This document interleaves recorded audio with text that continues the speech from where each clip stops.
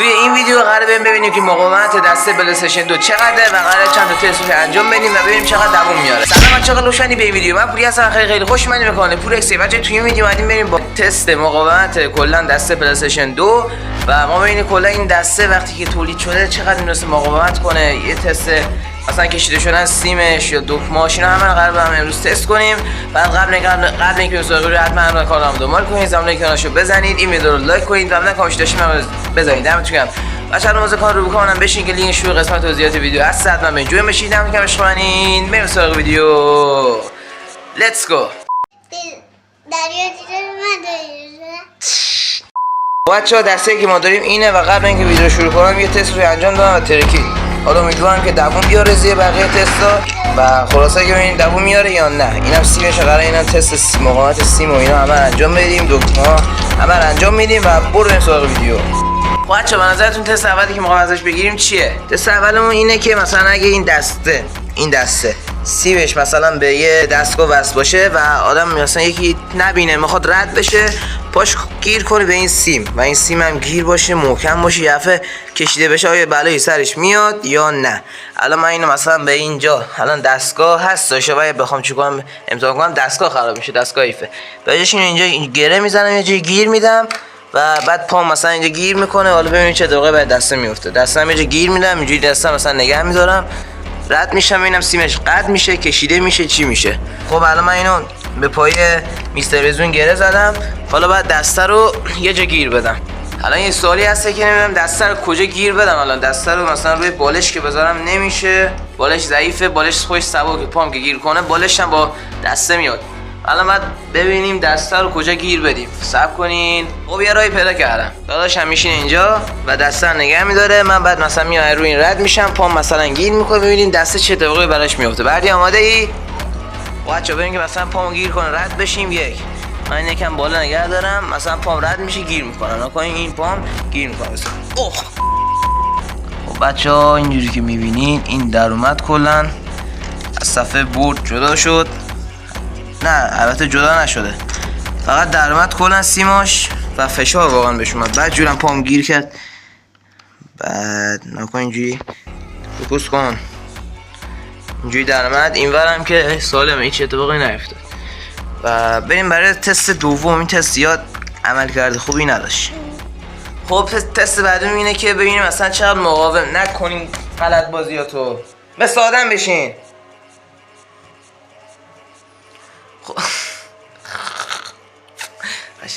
خب تست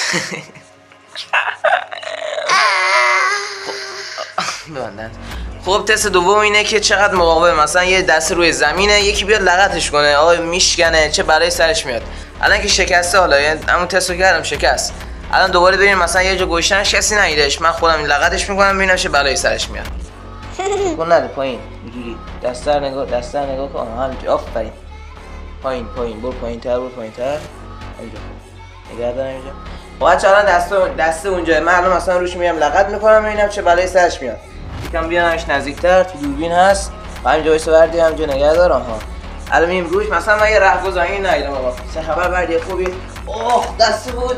خب اتفاق خاصی براش نیفتاد و این شکستگی هم به خاطر اینه که روی زمین بود و بردی نیدش لغتش کرد. این وسط کلا شکست، وسط ناکن کلا شکست.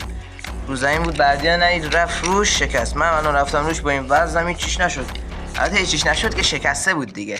خب این تست هم برات نمیخواد. بریم خب تست بعدیمو که میخوام ببینم، میخوام از اینجا مثلا سرپا وایسم بندازمش زمین و ببینم قطعاتش کلا وسایلش میریزه بیرون، میشکنه جای دیگه‌اش یا نه. خب بچه‌ها الان دوربین میذاریم اول شخص از دید من ببینین و اینو میندازم زمین ببینیم چه اتفاقی براش میفته.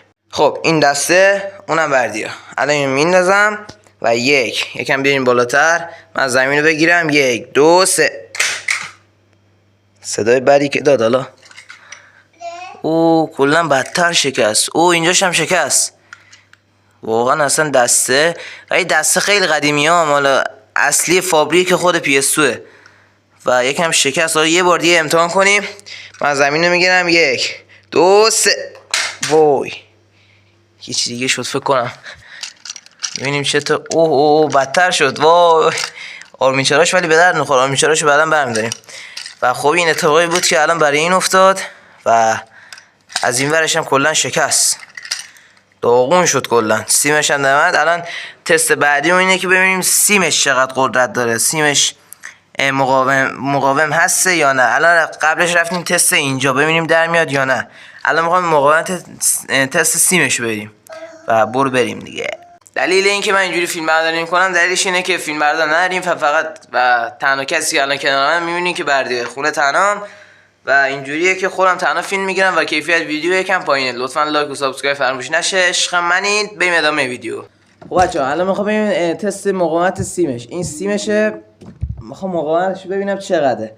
یا از اینجا مثلا از اینجا الان بکشمش، الان یکم خشک در اومده، ببینید یکم خشک در اومده، دقت کنید. و الان بریم مقاومت سیمش ببینیم. ای بعد اینو بگی بکش، بگی بلند شو بکش. آفرین بکش محکم‌تر. حالا از اینجا بگیر، اینجا میگن حالا از اینجا بگیر بکش. برو محکم عقب بکش. خب بچه هیچ اتفاقی براش نمیفته، سیمش از خودش مقاوم تره. الان خودم میخوام اینجا بکشم. حالا خیلی محکمه، پشمام خیلی محکمه. دمش گرم خدایی که یه سر خرس اینجوری صدا داد ولی هیچ چیش نشد، هنوز سالمه. وای چی بود دنیای پلی استیشن 2 قدیمیاش البته. و این الان اتفاقیه که برای این دسته مفت داره، کلا وسط نابود شد، کلا ترکید. وای نگاه کن.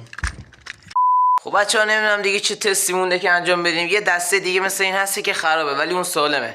اگر خواستین تو کامنت بگین دفعه بعدی مثلا پیشنهاداتتون ببینید که چه بلایی سرشون بیاریم.